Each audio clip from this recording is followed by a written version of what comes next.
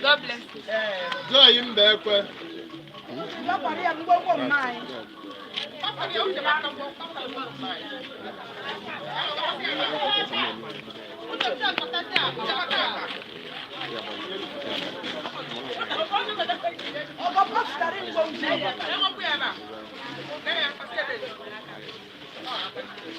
Victoria Umezulike.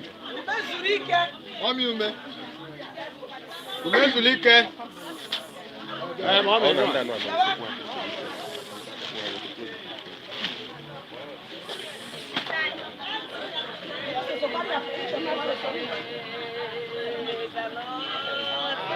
Hallelujah.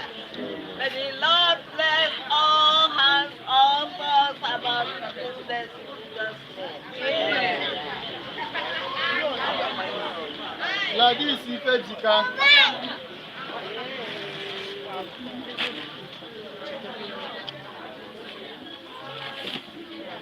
Praise the Lord. Hallelujah. Everyone worship us to continue to go there and I have Jesus. Amen.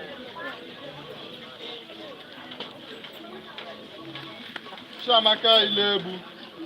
Chiamaka Ilebu.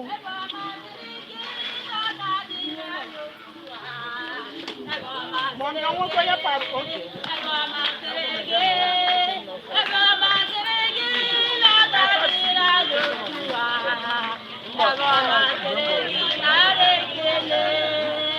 Praise the Lord.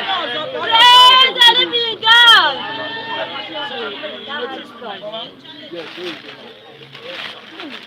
Amaka Charles.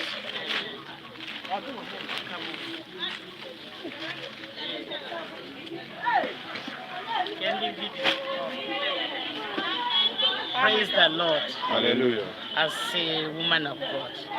If you Chineke, we are not causing my day God you could. Every minute you only got a corner in on Njinazo and Azo Quamo.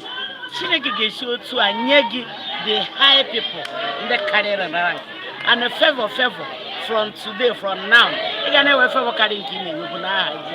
Amen. One I can argue. I got it.